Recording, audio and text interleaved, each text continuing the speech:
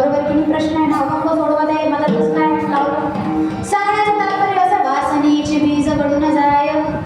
त्यासाठी छत्रपती शिवाजी महाराजांच्या पावलावर पाऊल जर आपण टाकलं तर आपले वासनेचे बीज कसे गळतात हे सांगण्याचा उद्देश आहे.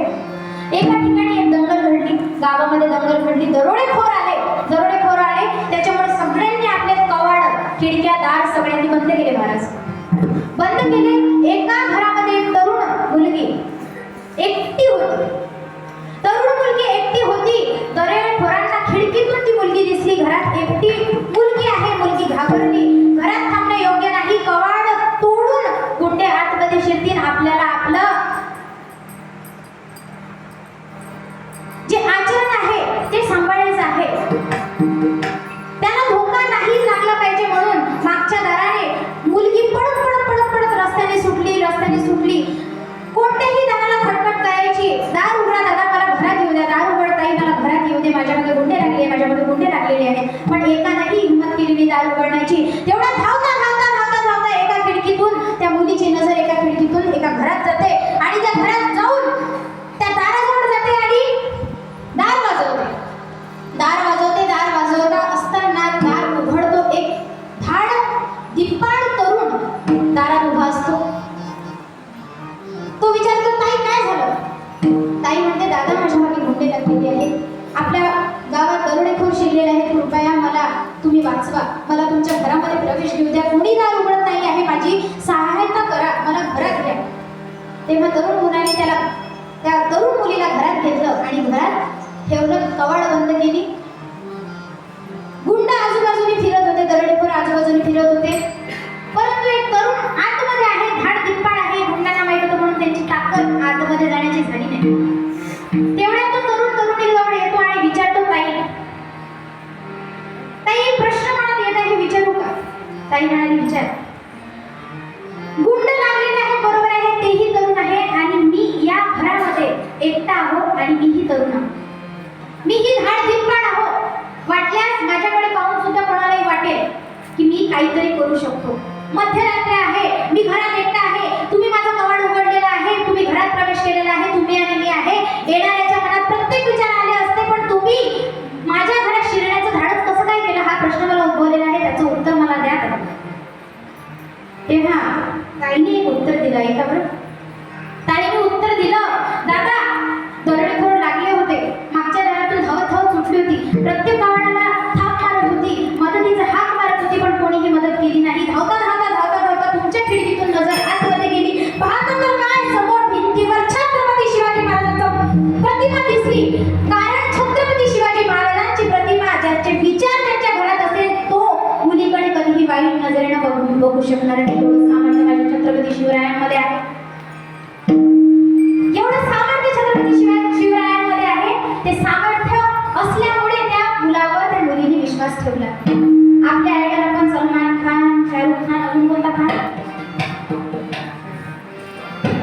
इस्मार खान म्हणते.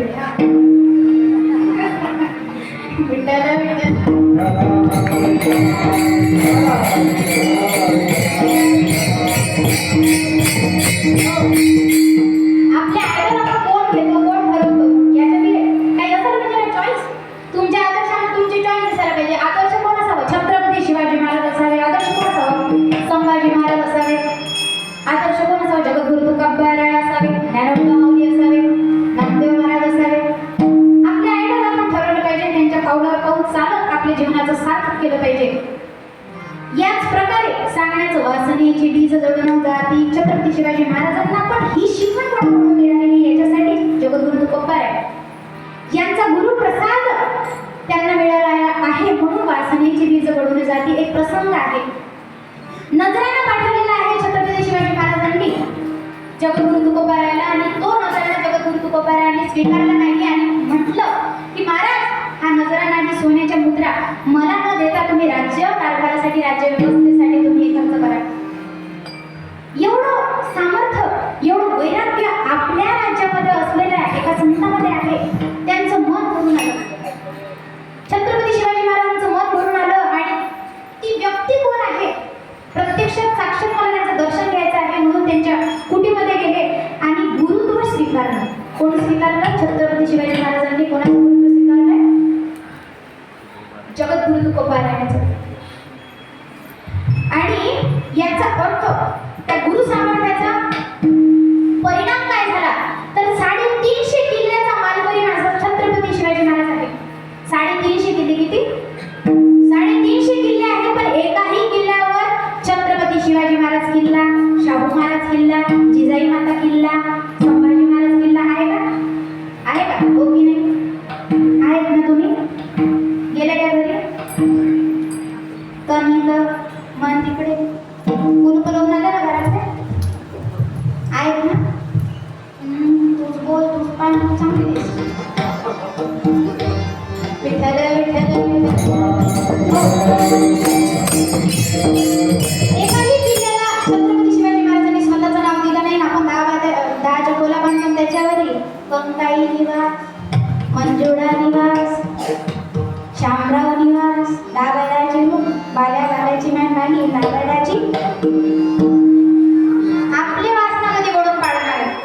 याच्यासाठी संत म्हणतात संत चरण रज लागता सहज वासनेची वीज जोडून जाय.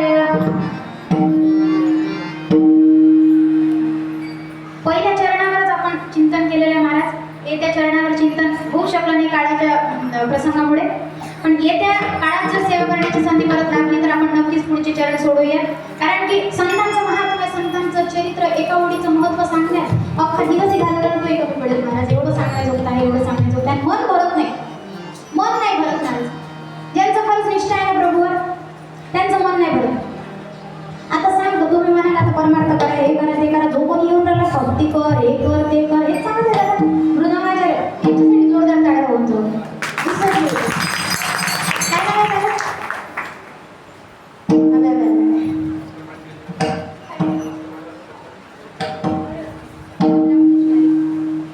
एवढं मोठे मूर्ती माझ्या कीर्तनाला लावले त्याच्यासाठी माझं परम भाग्य आहे.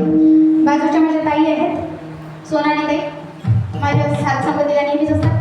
महाराजांचं नाव प्रत्येकाचं नाही माहीत, घेऊ शकत नाही, पण सगळ्यांना माझं रामकृष्ण सगळे जोगदार बाबा